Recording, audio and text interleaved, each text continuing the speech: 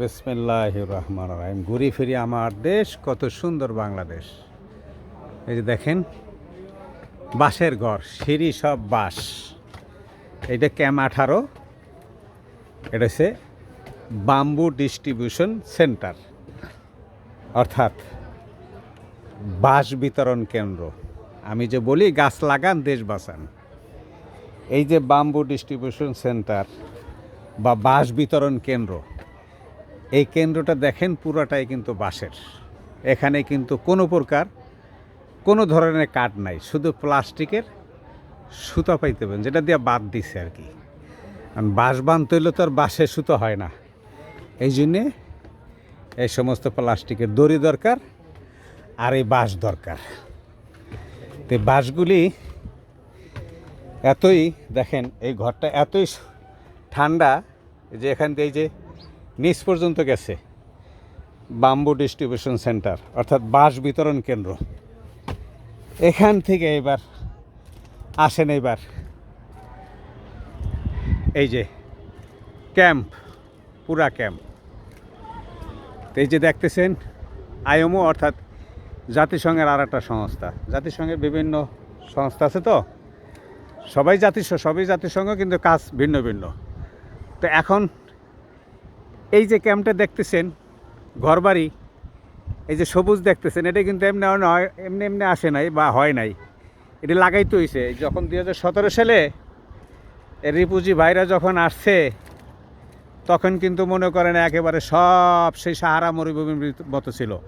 আর ওদিকে marine drive road ওই যে দূরে, ওখানে এখনও ওই সমস্ত পাহাড়ি এলাকায় এখনও কিন্তু রিফিউজি নাই। ওখানে কিছু কিছু উপজাতি পাওয়া যায়, কিছু কিছু হাতি পাওয়া যায়।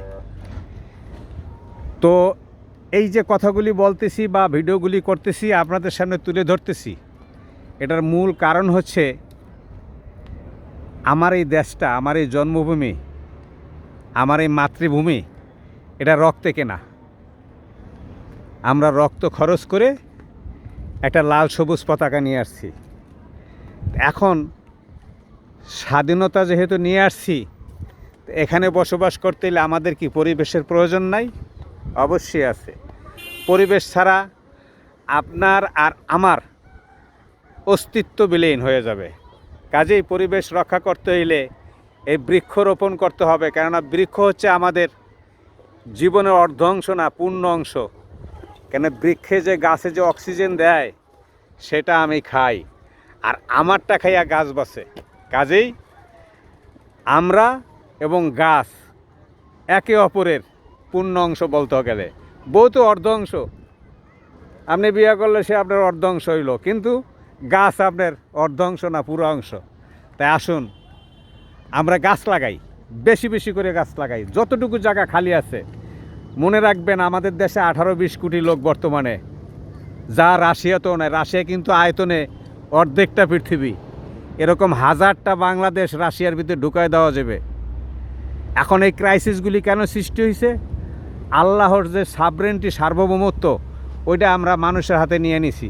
যার কারণে এই সাবরেনটি আমাদের হাতে নেওয়ার কারণে, এই ভৌগোলিক রাষ্ট্র ব্যবস্থা হওয়ার কারণে এক দেশে মানুষ নাই, খালি পড়ে রয়েছে অল্প কিছু লোক, আর এক দেশের লোক ধরে না। এই যে ভারসাম্যহীনতা, এই ভারসাম্যহীনতা যেহেতু আমরা করছি, আমাদের এটা ফল ভোগ করতে হবে ভবিষ্যতে। ওই দিকে আমি নাই বা গেলাম, কিন্তু আমার যতটুকু আছে, আমার এডুক নিয়ে বাঁচতে হবে ভাই। আমার এডুক নিয়ে যদি আমি না বাঁচতে পারি, আমি বাঁচতে পারবো না। কারণ আমার সন্তান আছে, আগামীতে তার ভবিষ্যৎ। কেন, মানুষ ক্ষণজন্ম, আমি ক্ষণজন্ম হয়ে চলে যাচ্ছি, কিন্তু যারা এখন বর্তমানে জন্মগ্রহণ করতেছে তাদের তো টিকে থাকতে হবে। তারাও ক্ষণজন্ম, তারা টিকে থাকবে, তাদের বংশরা টিকে থাকবে। তাই আসুন আমরা বেশি বেশি করে গাছ লাগাই। যতটুকু জায়গা খালি আছে ততটুকু জায়গায় আমরা গাছ রোপণ করি। ওদিকে কিন্তু মিয়ানমারের পাহাড় দেখা যাচ্ছে, এই যে দেখেন মিয়ানমারের পাহাড়, হ্যাঁ, বিশাল বিশাল মিয়ানমারের পাহাড়। ওদের ওখানে জায়গায় গিয়ে দেখেন ওখানে কোনো লোক নাই, মানুষজন নাই, কিন্তু আমার দেশের লোক ভর্তি গিজ করে। তো এর ভিতরে আমাদের পরিবেশকে ঠিক রেখে আমাদের গাছ লাগাইতে হবে। তাই আমরা আসুন বেশি বেশি করে গাছ লাগাই। অত্যন্ত পক্ষে আপনার সন্তান, আমার সন্তান, এদের বেঁচে থাকার সুযোগ করে দেই। প্রিয় ভিউয়ার্স, যে যেখানে থাকবেন অবশ্যই ভালো থাকবেন এবং খেয়াল রাখবেন আপনার পাশে যে আছে সে ভালো আছে কি না। ভালো থাকবেন এবং ভালো রাখবেন। আবার দেখা হবে, আবার কথা হবে। এরকম যদি কোনো বাম্বু ডিস্ট্রিবিউশন সেন্টার পাই বা বাঁশ বিতরণ কেন্দ্র পাই, আবার আপনাদেরকে দেখাবো। যে যেখানে থাকবেন ভালো থাকবেন এবং ভালো রাখবেন। আবার দেখা হবে, আবার কথা হবে। আসসালামু আলাইকুম।